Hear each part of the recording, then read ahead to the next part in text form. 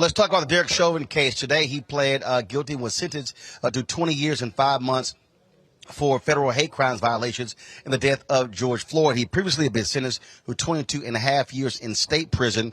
Explain what that means. Is this more jail time? Also, there was talk that he may be serving this not in state prison, but in federal prison. So what actually happened today in the Minneapolis courtroom? Well, what we had, as you said, that more years were put on. It depends upon how the system will look at it. He can either do it alongside of what happens, or sometimes they are built back to back in terms of the sentencing and the time that he serves. What we do know is that, once again, at least the courts are looking at this in a very serious way, where they're saying this is something that you need to have accountability for. Once again, this is a precedent-making case. And so that's what we're looking at here. We're looking at Derek Chauvin and more responsibility that is going to be left on his plate. And so that's essentially what it means. We do not know yet how this is going to play out. It depends upon what the powers that be normally in this situation want it to play out, in terms of if it's going to go back to back or if it's going to go coincide with the time that he is already serving. Now, he did have to admit a number of different things, and this is what the Washington Post wrote. For the first time, the former officer admitted that he kept his knees on Floyd's neck and body, even as he heard the man saying he couldn't breathe and ultimately became unresponsive. He acknowledged he heard bystanders urging him to check Floyd's pulse, but did nothing and blocked others from rendering medical aid.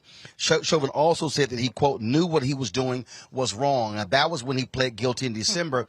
He did not offer any sort of apology today. So that is also significant, because the family, they wanted him to admit what he did was wrong.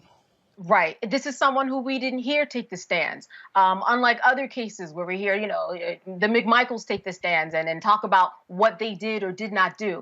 He completely circumvented that whole thing. We didn't hear his voice. So as you said, to hear his voice, if anything, it was to satisfy the families. How satisfactory must that have been for the families to know that this man knew what he was doing in the moment, that he was wrong? You were right. This is significant. And it really is a very strange and interesting precedent, because we don't hear this from police officers. We don't hear this guilt. And this is another way for America to once again face what's going on with the police system and the accountability that they have.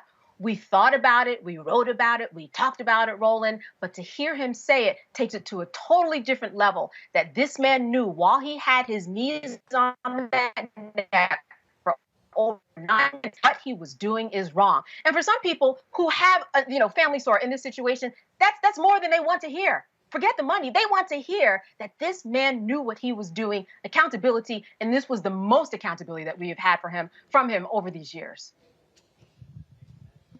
And again, as part of the deal, federal prosecutors allowed for the sentences to be concurrent, which means that he likely is going to be transferred to a federal prison.